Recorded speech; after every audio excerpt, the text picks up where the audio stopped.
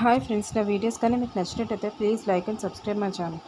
ఈరోజు నిండు నూరేళ్ళ సావాసం సీరియల్లో బయటకు వెళ్ళిన భాగి ఇంటికి వస్తుంది. ఇంటికి వచ్చిన తర్వాత లోపలికి వెళ్ళాక తనని చూసిన అనామిక రాతోడు కలిపి వచ్చావా భాగి ఇంట్లోకి అని చెప్పి లోపలికి రమ్మని చెప్తారు. అమరేంద్ర మీకోసమే ఎదురు చూస్తున్నారు, ఒకసారి వెళ్ళి కలవండి అని చెప్పి రాతోడు అంటారు. అప్పుడు భాగి అంటుంది, లేదు ఫస్ట్ నేను వినోద్ని కలిసిన తర్వాతే అమరేంద్ర గారి దగ్గరికి వెళ్తాను అని చెప్పి అంటుంది. దానికి అనామిక ఒకసారిగా షాక్ గురవుతుంది.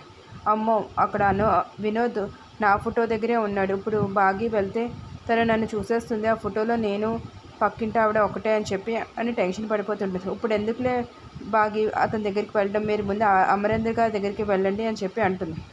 ఎంత ఆపడానికి ప్రయత్నించినా సరే భాగి వినకుండా వినోద్ ఉన్న గదిలోకి వెళ్తుంది. అక్కడికి వెళ్ళిన వెంటనే ఒక్కసారిగా షాక్ గురవుతుంది. ఆరు ఫోటోని చూసి పక్కింటి ఆరు అక్క ఒకటే అని చెప్పి తెలుసుకొని ఒకసారిగా షాక్ గురవుతుంది. మనోహరి వినోద్తో ఏదో మాట్లాడుతూ ఉంటుంది.